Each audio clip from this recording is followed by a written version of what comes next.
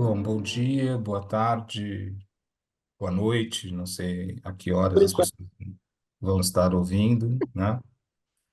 A gente está aqui com o Rafael Correia e a Thaís Fernandes, que são diretor e co-diretora e co-diretor do Memórias de um Esclerosado, um documentário que está começando a circular esse ano, né? Passou pelo CinePE, foi premiado no CinePE, foi agora exibido recentemente no Festival de Gramado, e um projeto que passou pelo DOC-SP pela primeira vez em 2018, no Doc Lab, e depois, num segundo momento, no Laboratório de Montagem, em 2022, né?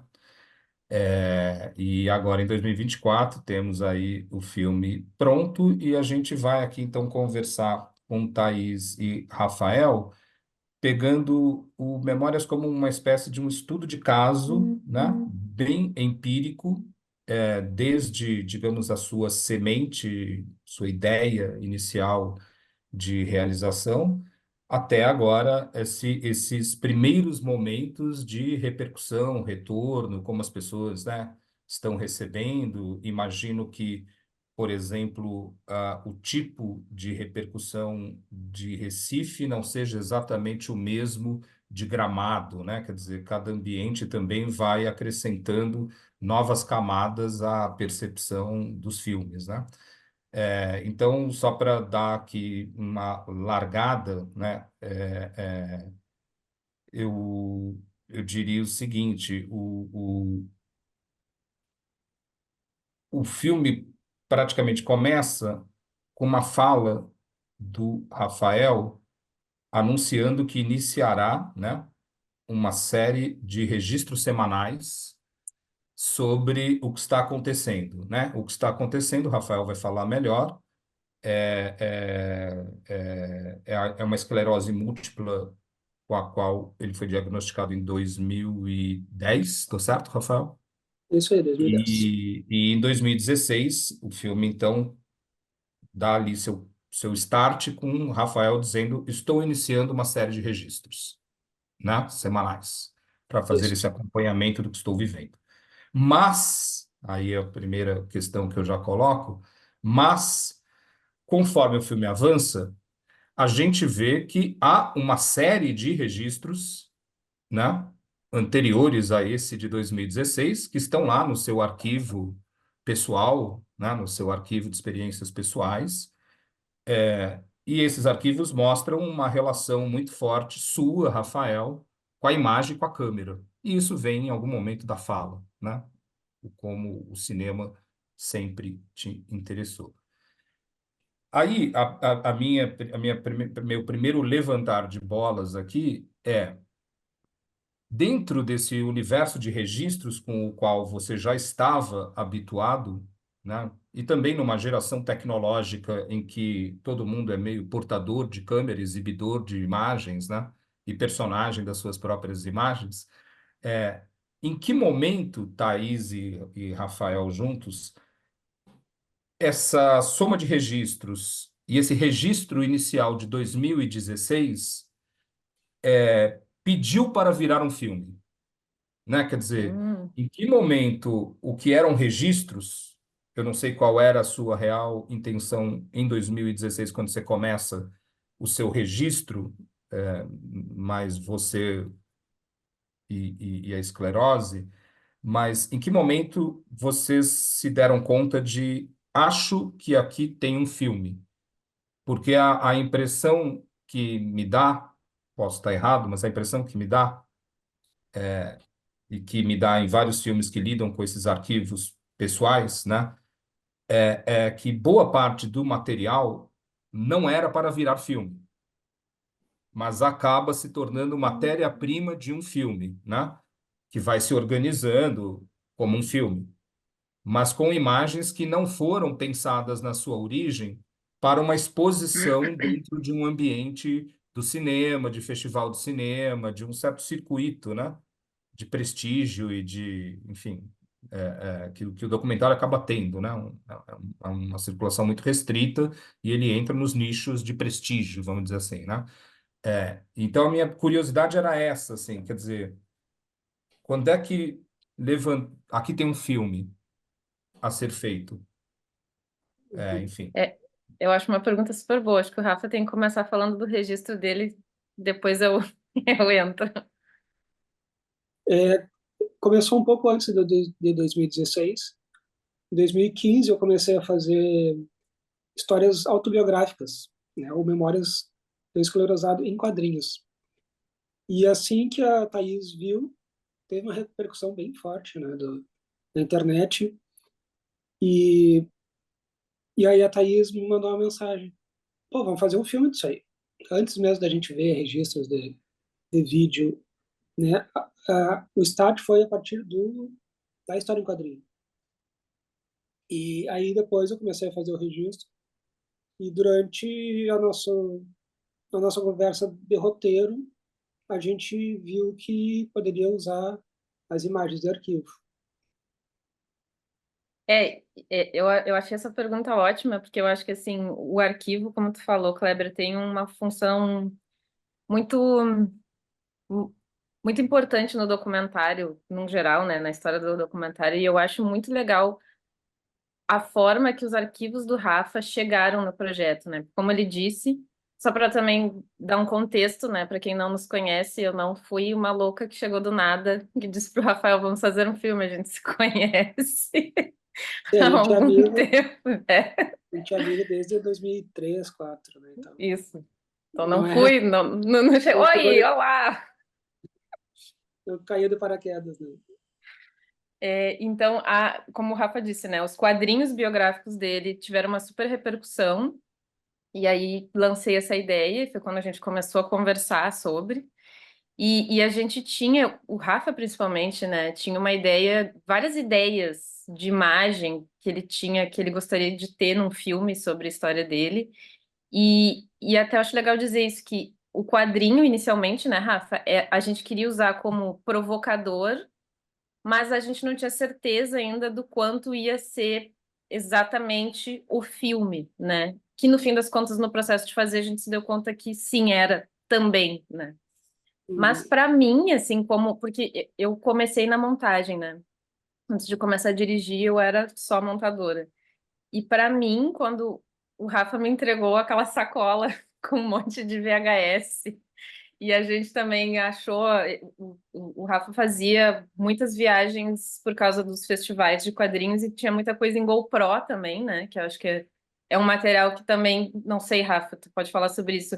Também era uma coisa de registro do cotidiano, tu sempre gostou de filmar e também não tinha, assim, Uhum. exatamente uma função de virar filme.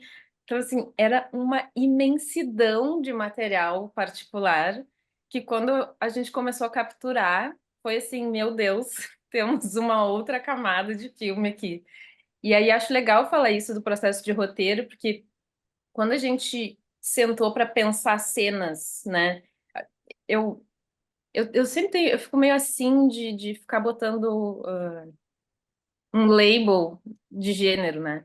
Mas acho que o Memórias é um híbrido, podemos dizer que é um híbrido, né? Que a gente mistura documentário com ficção. Então a gente tinha muito claro várias cenas ficcionais que a gente queria fazer, mas eu acho muito legal a forma como o arquivo, quando ele chegou no projeto, ele influenciou o roteiro, né, Rafa? Tem uma Total. cena que eu me lembrei aqui, também estava fazendo umas anotações de coisas para a gente falar, que é a cena das mãozinhas, que era uma Sim. coisa que a gente nunca tinha pensado nisso, e aí a gente achou aquela VHS, que era uma história que vocês tinham feito das mãos, e aí a gente pensou em conectar isso, de fazer uma cena, Uhum. né? Então as coisas foram se interseccionando, assim. Eu acho que a nossa ideia inicial de usar as imagens de arquivos era muito vaga. Tipo, vamos usar imagens de arquivo, mas o que exatamente? Como é que ela entraria no filme? Isso aí só depois vendo as imagens, né, capturando para ter certeza onde é que cairia. Mas foi assim, vai ter. Como? Não sabemos. Então só para ficar mais claro, aquela situação do início do registro em 2016, ela já é uma imagem pensada para o filme. Não, talvez, não sei. É que eu acho que foi Eu, provocado por isso, né? Porque aquela é de 2016, mas as outras todas, São na real, não tem anteriores. como saber o que que Sim, era pro filme, o que que não sim. era, né, Rafa? sim, era mais registro mesmo, não tinha uma intenção, até porque eu fiz na GoPro, né, sem muita qualidade, era mais uma coisa mais pessoal mesmo minha. Sim. Agora, eu estava, antes da gente começar aqui a gravar, estava falando com a Thaís de quando eu tive o contato em 2018 com a escrita do projeto, né? É, o que me chamou a atenção é que tinha uma questão ali do tempo, porque tinha ali um projeto que tinha um caminho ainda, né, a andar até se tornar um filme, um caminho mesmo do tempo, né, de produção de cinema. E, ao mesmo tempo, tinha ali um personagem co-diretor que tinha uma doença, uma esclerose múltipla, que tem seu tempo, né? E suas mudanças ao longo desse tempo. E aí eu vi assim uma narrativa paralela, assim, sabe, da esclerose e do filme a fazer. E ao mesmo tempo um tempo que ele não é controlável, né? O quanto a esclerose iria te afetar nesse tempo da realização do filme, e o quanto o filme iria ou se apressar ou ralentar em função da esclerose, né? Pela própria dinâmica de ritmo de trabalho. Mas o que poderia, para mim, ser algo como uma espécie de uma premissa ou sensacionalista ou hiperdramática,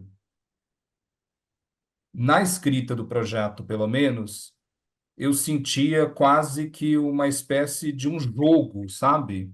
Entre o cinema e a doença, entre a invenção e o documental, e entre o drama real, né, e concreto, existencial, mas também alguma irreverência em lidar com ele, sabe? Não era um projeto. Sinta a compaixão desse personagem. Eu acho que o personagem tinha ali um jogo, sabe? Tinha uma consciência de que ele, dentro de um filme, é um personagem e que ele iria jogar com essa situação, né? E aí a pergunta, a curiosidade que eu tenho é o que, o que move essa premissa, né? Porque existe um modelo, existe, digamos assim, um segmento, documentário de doença, né? Existe esse segmento. Uhum, uhum. E aqui não me parece ser o caso, entende? Me parece ser o caso de um documentário de personagem que tem uma doença, mas que tem um processo criativo, que tem uma maneira de lidar nesse processo criativo com o quanto a esclerose está afetando, né? Por exemplo, a mudança da mão que desenha, né? Quer dizer, ele vai, na minha percepção, para além do diagnóstico e suas sequelas. Só que aí como a elaboração cinematográfica ela vai para lugares que a gente não tem controle, a elaboração de qualquer coisa em arte, né, tem um dado assim meio metafísico, de onde vem isso, né? Não era exatamente o que eu planejei lá na largada. Eu não estou dizendo que tudo foi pensado de largada, estou dizendo que esse é o resultado do filme, né? É, é, é. Mas a minha pergunta é: de largada, vocês tinham essa clareza de que isso não é um filme de doença, de que tem um jogo para fazer aqui, tem uma escultura para fazer aqui? Sim, desde o início a gente a gente queria fugir daquela mensagem de superação, né, da doença como a protagonista.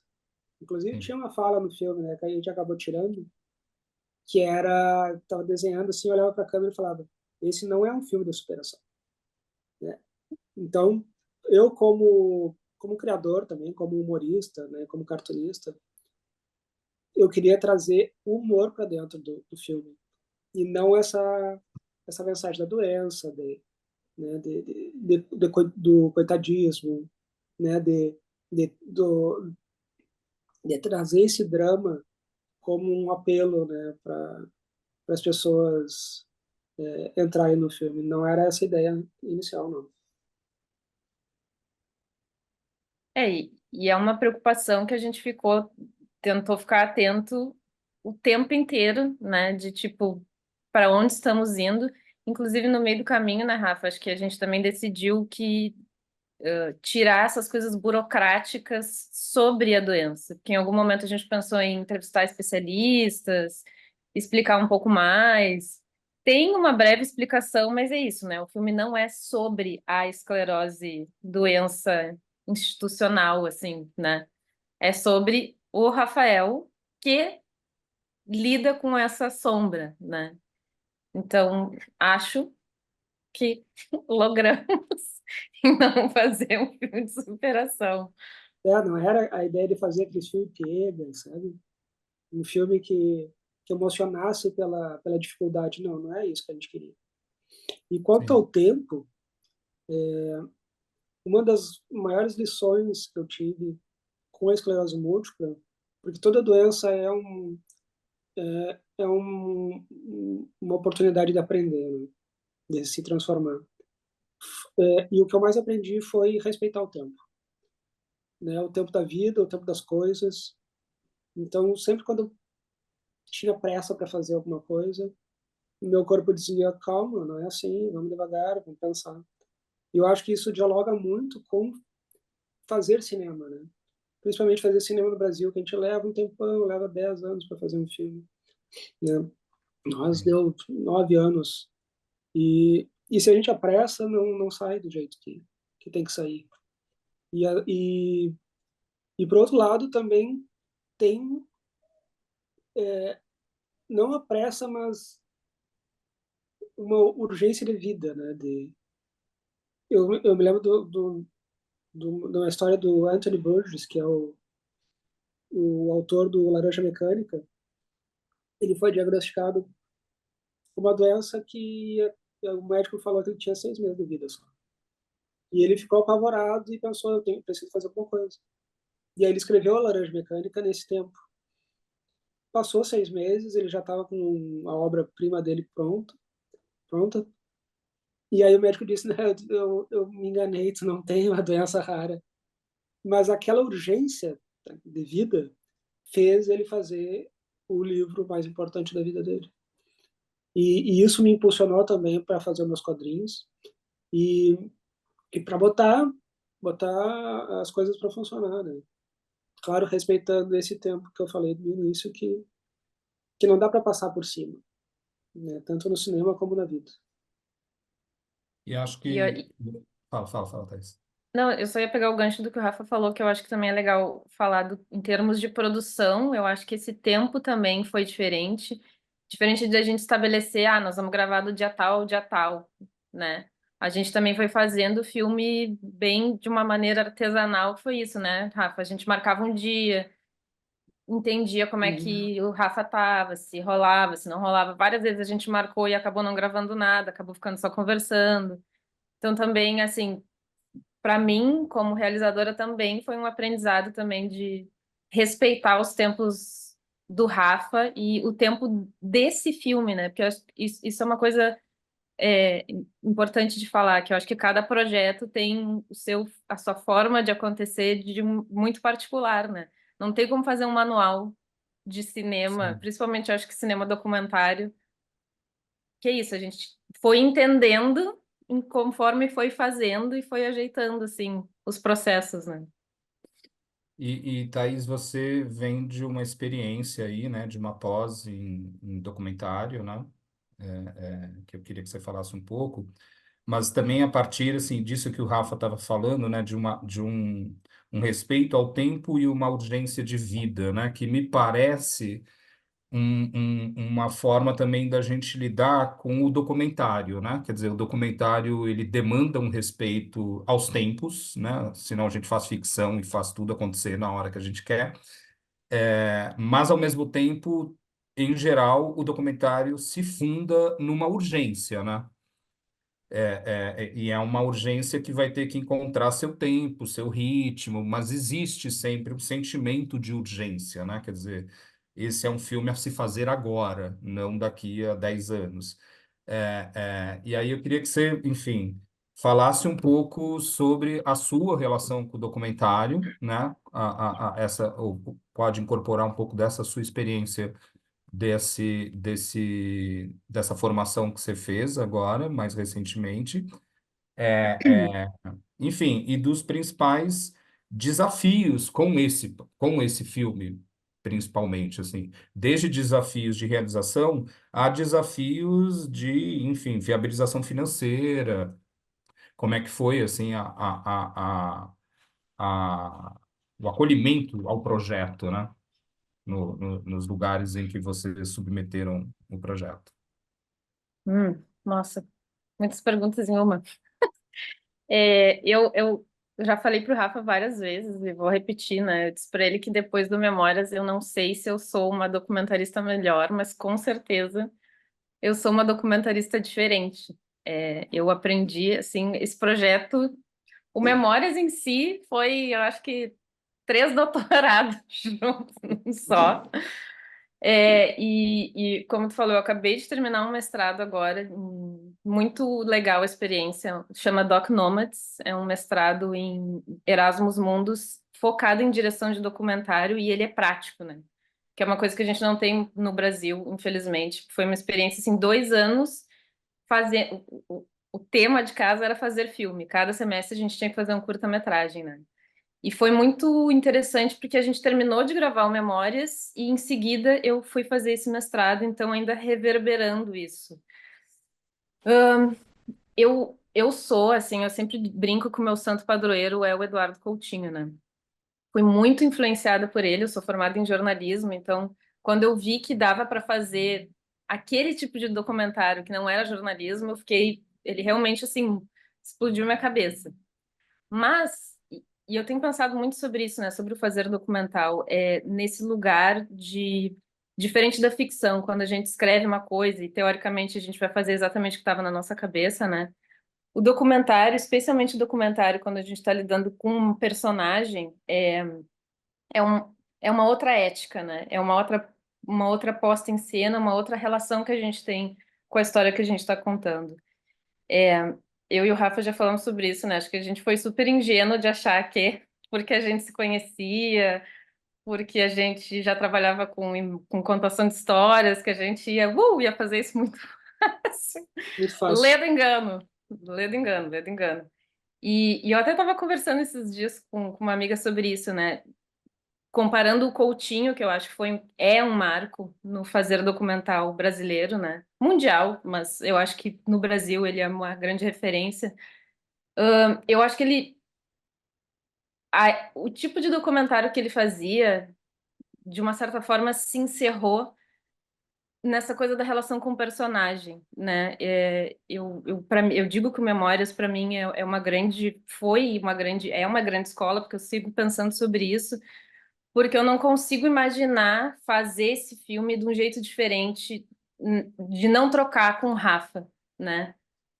A gente pensou junto a história dele. E a gente continua conversando e a gente, de novo, é um caso muito específico que a gente era amigo, né? Eu estou usando o Coutinho de base porque realmente assim, foi uma grande referência. O Coutinho sempre falava do método dele, né? Ele era um cara que, por exemplo, tinha uma equipe que pesquisava antes, ele tinha esse poder de só conhecer os personagens dele no dia que ele ia gravar, e ele sempre dizia isso em debates que depois ele nunca mais falava com as pessoas, né? Tipo assim, terminei o filme, olha aqui que legal que eu fiz, beijo, tchau. Não acho que isso diminui o poder das coisas, né? Era um outro jeito de fazer filme. Mas hoje, e eu repito, assim, o Memórias, para mim, acendeu muito essa coisa de pensar essa ética do olhar, né?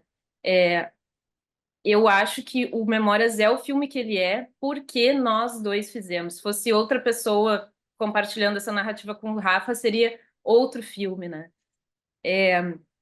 Então, eu acredito que a gente está vivendo um momento do fazer documental em que não dá mais para o realizador se eximir do, da responsabilidade que ele tem de compartilhar o olhar com a pessoa que está sendo retratada, sabe? Eu acho que tanto por uma coisa ética, eu não tenho esse delírio de achar que eu tenho um poder de contar a história de alguém porque eu tenho um olhar especial sobre isso e porque eu estou, eu acho que espero que a gente tenha ultrapassado essa fase do documentário, né, de achar que a gente é o arauto salvador das pessoas que não podem contar essa história, porque a gente vive hoje uma era que a pessoa tem um celular, ela pode contar a história dela se ela quiser, né? Então tem isso. Mas eu acho que a gente está vivendo uma nova era mesmo de uma construção compartilhada, que a gente está se forçando a tirar essa capa que tinha antigamente do grande diretor, que sabe e está concedendo essa grande chance para as pessoas de estar na frente da câmera. Então, tanto que o meu próximo projeto agora é uma história da minha mãe e ela vai assinar a direção comigo também, porque nesse lugar de a gente está construindo junto, sabe? Eu não vou aqui professar que eu acho que todos os meus próximos filmes eu vou dirigir junto com a pessoa, porque, né, cada projeto é um projeto, mas eu não consigo mais imaginar um projeto que não tem esse compartilhamento, sabe? E outra que eu acho que é uma coisa que é os nudes, que eu digo do processo, que a gente precisa dizer que não é fácil, porque é, a gente está vivendo junto, né? Contar uma história é viver junto com a pessoa. E não é sempre fácil. Não é sempre legal. Não foi todos os dias que a gente sentou para gravar e foi fácil. A gente teve vários momentos de tensão, de isso vai entrar no filme, isso não vai entrar no filme, posso botar a câmera aqui, não posso botar a câmera aqui, o que vai ficar, o que não vai ficar. E acho, né, Rafa, que a gente faz as pazes com o filme que é possível fazer com as pessoas que fizeram esse projeto. E talvez, como eu faço documentário há mais tempo, eu acho que talvez para o Rafa foi um pouco mais difícil aceitar isso, porque ele está Sim, acostumado a trabalhar com uma contação de história que tem muito mais controle, né? sim, como eu vendo do quadrinho, onde eu consigo controlar tudo, né? Desde os atores, cenário, falas, né? Eu sou praticamente Deus quando eu for fazer uma história em quadrinho. Então, foi difícil de ir para o cinema, mesmo querendo fazer cinema desde criança, mesmo tendo estudado, na prática, foi difícil de entender que é uma arte coletiva, que não vai sair todo do jeito que eu quero, que vai ter tensão, né? Puxar para cá, puxar para lá, eu quero assim, eu quero assado. E, e o filme foi essa junção de cabeças, né? Então, para mim foi um aprendizado, foi bem difícil, mas isso aí, eu acho que eu estou super orgulhoso do filme que a gente conseguiu fazer e estou pronto para ser cineasta agora. Já é, né? Já. Eu ia só comentar em cima do que você estava falando, Thaís, que também tem um outro lado, que é a partir do momento em que essas narrativas, tanto em primeira pessoa ou narrativas, muitas narrativas documentais por dentro das famílias, né, por dentro de relações de proximidade, elas também não estão isentas de uma ética, né? Elas também são desafios éticos, porque muitas vezes a proximidade traz desafios éticos muito mais complexos do que as distâncias, né? Porque nas Claro, distâncias, de alguma maneira, sobretudo para quem faz documentário, que de alguma forma tem uma musculatura ética em exercício já, né? não está na inocência completa, mas a distância, ela traz quase que uma espécie de cartilha ética, né?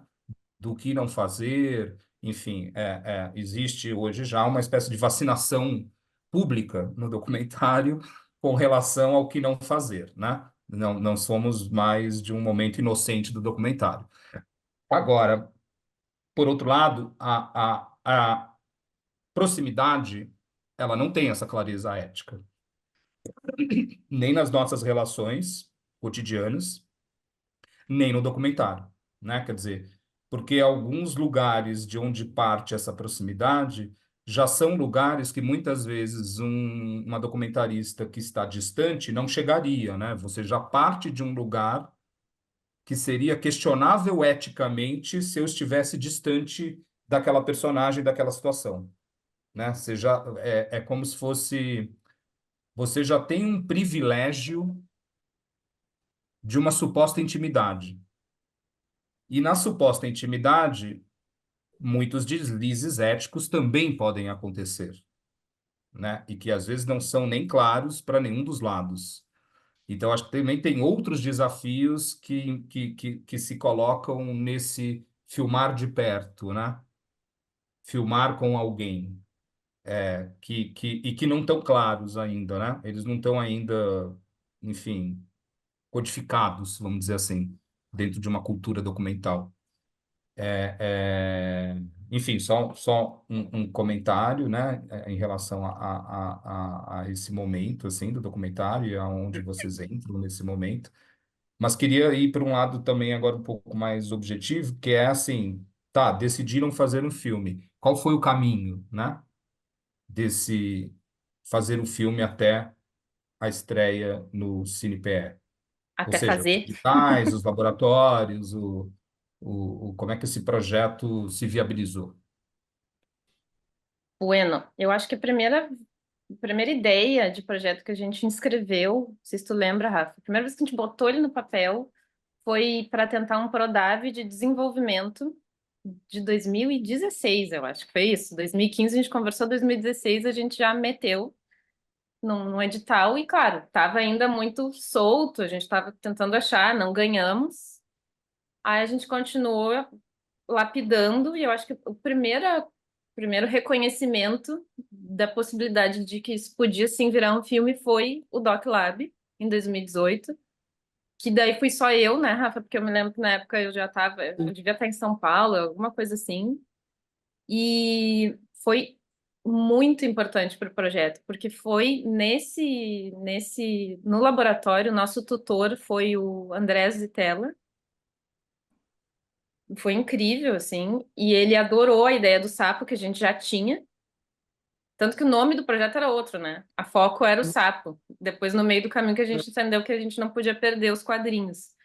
Mas ele ajudou a lapidar várias coisas, assim.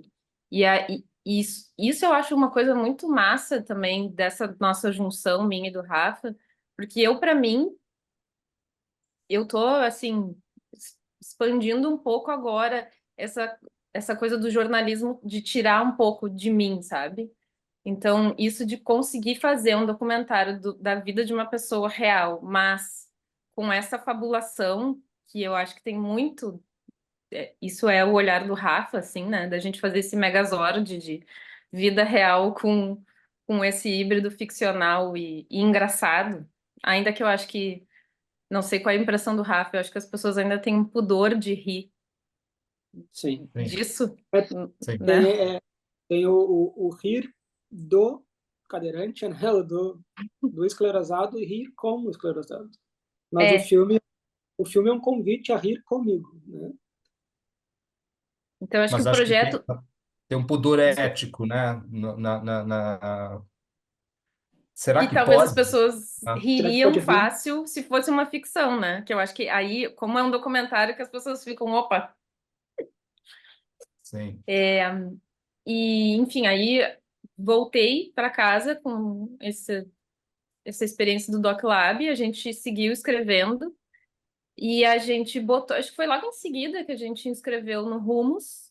Ah, não, a gente tentou um edital estadual, não rolou, foi quase.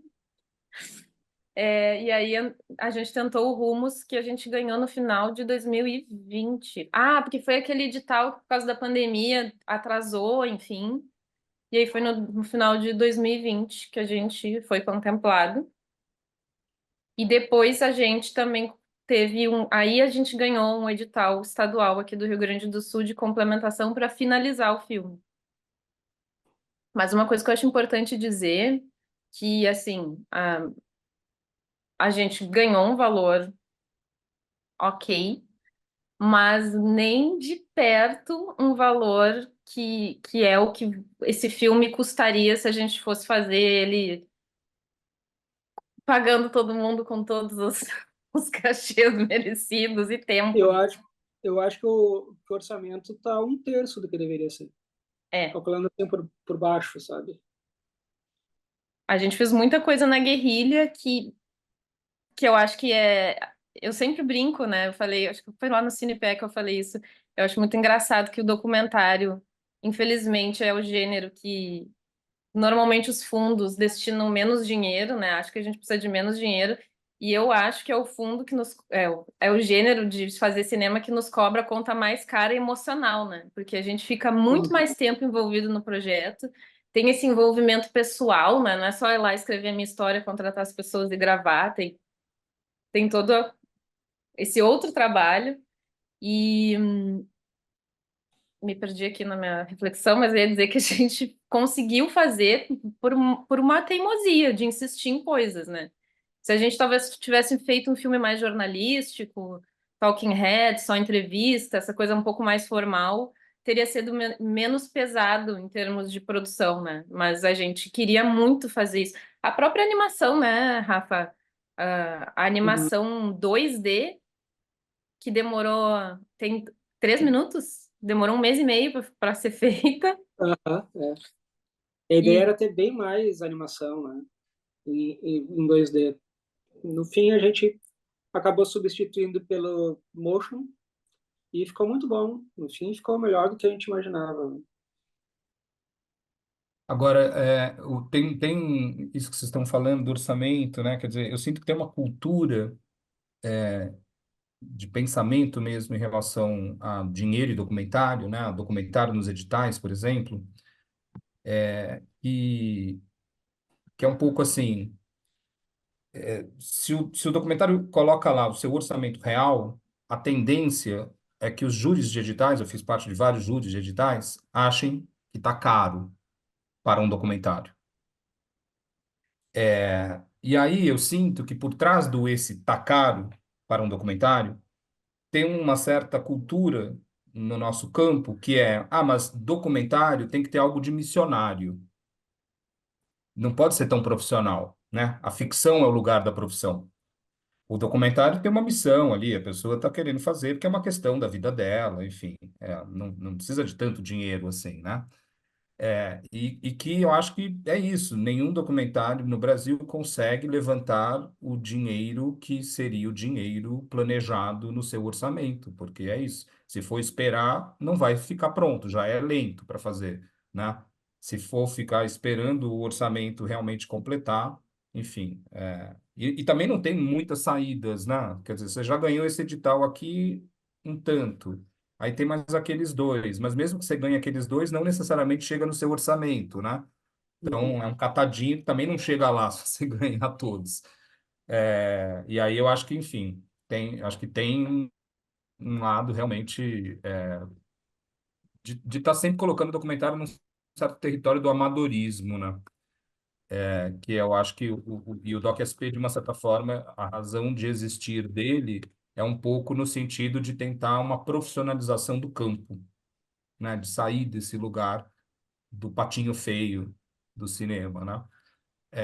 Mas mudando de assunto, vocês falaram dos fundos e uma questão que me passou vendo o filme, se vocês acham que esse é um filme gaúcho, olha, embora ele não polêmica. trate desta questão e ele não seja um filme de paisagens que te situam num território, né? É, é, teria que ter algum conhecimento de pessoas gaúchas ou de Porto Alegre para você poder, né, ter que lidar com o que eu estou chamando aí de um filme gaúcho. Mas eu queria saber de vocês, assim, se vocês veem do filme hoje, vocês, nossa, isso é um filme gaúcho. Eu não vejo como um filme gaúcho, quer dizer, ele tem um sotaque gaúcho, mas nunca tinha parado para pensar até tu fazer essa pergunta. Mas eu acho que não, acho que ele é mais universal, pelo menos me soa. Nossa, pergunta maravilhosa, porque a gente acabou de sair da experiência de Gramado, né, que é recente, tem uma mostra de longas gaúchos, e não é porque estou gravando aqui, rasguei essa seda lá no festival para os curadores, assim, eu estou muito impressionada de como a nossa produção está ficando mais diversa e melhor, assim, a mostra, a seleção de mostra de longas gaúchas estava muito boa. E aí eu fiquei viajando nisso, assim, tá muito boa e completamente diversa. Se a gente botar todos os 5 longas que estavam na mostra agora, eles são completamente diferentes. O filme que ganhou o melhor filme, que é A Transformação de Canuto, o filme do Ariel, que é maravilhoso, inclusive ganhou no ITFA, né? Ganhou um reconhecimento internacional. É um filme gaúcho, mas qual é o elemento? Talvez o Canuto traga um pouco mais isso que tu estava falando da paisagem, né? Tem uma coisa ali do Pampa, da A fronteira, que fronteira, o nosso não tem, né? Não é um filme de lugar físico, Sim. mas assim, eu, eu confesso que talvez seja um pouco recente para a gente conseguir achar um elemento do que é um filme gaúcho. Eu vejo várias coisas muito boas e muito diversas. Antes da gente, antes do Canuto, um outro filme que também teve um espaço internacional é um documentário também do Bruno Barreto, Cinco Casas, que também, se a gente talvez tenha alguma coisa de paisagem, porque é um filme que se passa no interior do Rio Grande do Sul, mas também não saberia dizer assim, ah, isso é um filme gaúcho. Vou até fazer polêmica aqui gravando, todo mundo vai me ver.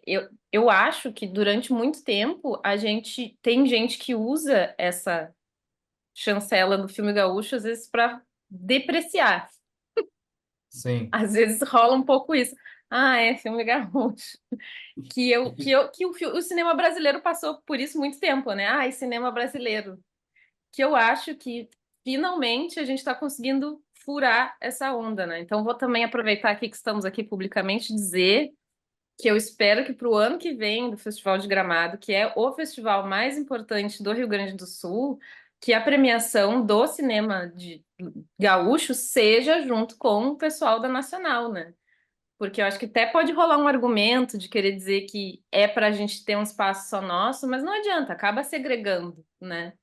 Então eu acho que talvez quanto mais a gente conseguir se aproximar das produções dos outros lugares do Brasil, talvez a gente consiga se reconhecer mais na diferença, no bom sentido, né? De olhar assim, olha, um filme gaúcho, que massa.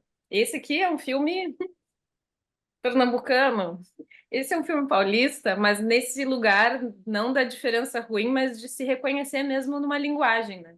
Mas acho que é recente. Mas eu não sou pesquisadora, então posso estar falando um monte de bobagem aqui. Mas eu acho que é recente ainda para a gente achar uma marquinha. Sim, mas não que a marquinha tenha que ser, digamos, nos pontos de contato, né? Ela pode ser nas diferenças também entre um filme e o outro. Exato.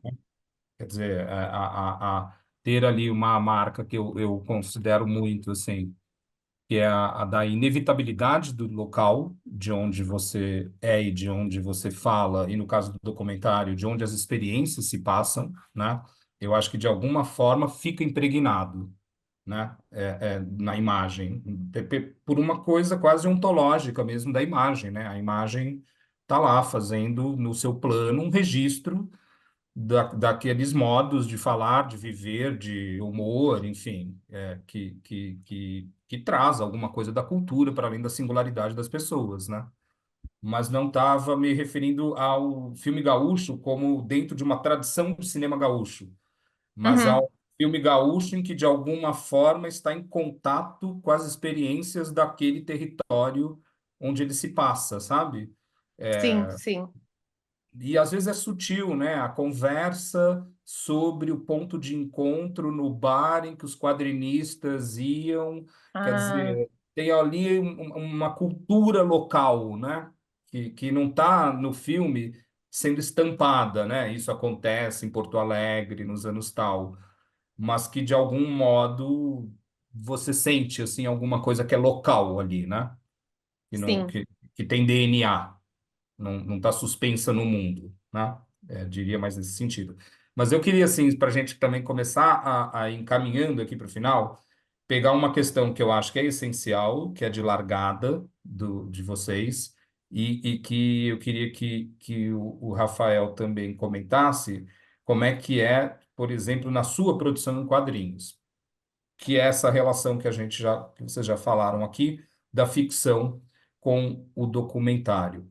É, eu sinto assim que a ficção ela entra, né? As marcas da ficção ali dentro do filme, elas de uma certa forma elas entram, mas elas também são desmascaradas no próprio filme, né? O filme joga com a ficção, né? Ele coloca a ficção e depois fala, ha, ha, ha, ha, ha. É ficção. Que é muito impressionante na cena em que o Rafa tá chorando. É uma interpretação incrível, porque eu acreditei no choro num primeiro momento, e aí eu falo assim, mas por que que essas pessoas estão falando enquanto ele chora? Adoro. Aí vem a coisa da ética da proximidade, né? Assim, puta sacanagem, o cara tá chorando e aí ele tá preocupado com o plano. E e aí a própria interpretação é desmascarada, né? E o filme vai dando aqui e ali essas pistas de um jogo, né? De um jogo com a ficção, que eu sinto, e aí eu queria que o Rafa colocasse mais, que já está na produção dos quadrinhos, né? Quer dizer, eles não são pura ficção, eles nascem de alguma forma, você até coloca isso no filme, de experiências, né? Ou de observações suas, que não é simplesmente da imaginação, né? Mas saem de algum lugar concreto. Então, queria que vocês falassem um pouco desse jogo mesmo, que eu sinto que, apesar de todo o controle, o Rafa é Deus no quadrinho, não sei o quê, eu acho que nessa relação ficção e vida, existe aí um diálogo, né, entre o filme e a produção em quadrinhos. A nossa ideia desde o início era confundir o público, né? O que que é real, o que que é ficção, o que que é brincadeira, quem é que está narrando, né? E eu acho que a gente conseguiu fazer isso e isso de fazer uma metalinguagem também, né? Demonstrar e principalmente nessa cena e no final também, né? A gente mostra os bastidores. Então, a ficção também acaba sendo realidade, né? Nos quadrinhos, o Memórias do Esclerosado, ele é basicamente memórias, né? Então tem pouca ficção ali, mas claro que tem o floreio, tem uma poesia, eu tento deixar mais leve, mais divertido. E aí nos outros quadrinhos que eu faço, ficção mesmo, também tem muita memória minha, muita vivência que eu acabo colocando. Então é difícil de separar, né, o que que é realidade, o que que é ficção. Isso a gente também fala muito no filme, né, do que é invenção, o que é memória de verdade, o que é sonho. E eu acho que a vida é isso também, né? A gente a gente não pode confiar totalmente na memória. Tem muita coisa que a gente lembra e depois olha uma foto e vê, cara, mas essa casa aqui para mim era amarela, ela não era vermelha, né? Só que estava muito claro na memória que era vermelha. Então, ou amarela, sei lá. Então tem muito disso, a gente acaba sendo traído pela memória, criando, né, histórias e, e eu acho que a vida é assim, né? É difícil de saber o que que é real, o que que não é. Meio Matrix, né? Que nem documentário. É, O É, que é verdade? mas acho também isso porque a gente tem uma cultura, não sei se exclusivamente ocidental, que cria essa polaridade, né, entre o que é a realidade, o que é o sonho, o que é a imaginação, o que é o desejo, o que é a fantasia, como se tudo isso não fosse componente da vida, né? Uhum. Não tá parcelado, cada um estanque num lugar, na própria subjetividade das pessoas, né? Isso está totalmente amalgamado, fundido, não é? Não tem assim, essa é a minha imaginação do lado esquerdo. E essa é a memória que eu realmente vivi do lado direito, porque a gente vive a imaginação, né? A gente vive os É. sonhos, os pesadelos, enfim. Essa tua colocação aí, eu acho que é bem pertinente porque eu percebi isso mais no filme, ficou mais claro para mim que tudo é uma coisa só, fazendo o filme, né? Discutindo o que é memória, o que é verdade, o que é ficção. Para mim está mais claro que tudo isso, né, faz parte da vida, né? O sonho, né? Eu falo muito disso no filme, que o sonho é vivido também, faz parte da minha vida. Né? O que acontece nos sonhos acontece também comigo, aconteceu, então fica tudo misturado. E às vezes a memória do sonho é mais intensa e mais estruturante para nós do que memórias de acontecimentos, né? Quer dizer, Exato. tem outras ressonâncias, né? Bom, a gente vai concluindo aqui. Para encerrar, então, eu queria só que vocês falassem assim um sonho de vocês, um sonho concreto, um sonho simbólico, seja para si pessoalmente, seja para a atividade de vocês, enfim, porque também acho que fazer filmes, se você não tiver alguma dose de sonho, por mais ancorado que você esteja na realidade, se você não tiver alguma projeção de futuro, né, para a humanidade, não acho que as pessoas sairiam fazendo arte, fazendo filmes, né? De alguma maneira se pensa numa expectativa para frente. Então, eu queria que vocês falassem um pouco do sonho antes da gente Bem, encerrar. eu sonho em ser cineasta desde criança, né? Quando eu comecei a fazer quadrinho, eu queria fazer quadrinho e cinema. E a Thaís já é cineasta há décadas, né? Desde os anos Décadas. 2000, desde os anos 2000, 2000, 2010, 2020, são 3 décadas já que está aí. Oh! Tu não parou para pensar nisso, né? E eu estou iniciando, então eu estou muito feliz com o resultado do filme. E o meu sonho só agora trabalhar com cinema, com desenho animado, já estou com os roteiros prontos. Vamos ver se eu emplaco aí. Claro que não vou deixar de fazer quadrinho, que é a minha linguagem que eu mais domino, mas ir para o desenho animado, ir para ficção, fazer curta antes de tentar um longa, porque longa é cansativo, é muito tempo de trabalho, e eu tenho cancha ainda para aprender, né? Então, meu sonho mesmo é isso, me dedicar agora, aproveitar os holofotes de memórias para trabalhar principalmente com desenho animado. Eu acho que eu estou apostando mais as fichas aí, no, que é que é a intersecção, né, entre o quadrinho e o cinema. Né? O desenho animado seria uma mescla dessas linguagens aí. Ai, essa pergunta existencial, essa aí. Sonhos. Sonhos tem vários. Eu acho que eu quero. O meu sonho é conseguir continuar fazendo filme, né? Porque a gente sempre. É uma piada que a gente tem, que é uma piada triste, que a gente sempre acha que vai ser o último, né? O último, porque assim, eu não sei se o próximo vai ter financiamento, se eu vou conseguir terminar, quanto tempo vai demorar. Então, conseguir continuar fazendo filme e me transformando fazendo filme, porque eu acho que também não tenho pretensão de mudar o mundo, mas gostaria de seguir me transformando, sendo alguém melhor nos processos de fazer um filme, e quem sabe os filmes que eu conseguir fazer também chegar nas pessoas e transformar elas de alguma forma, assim. Acho que isso é um sonho possível.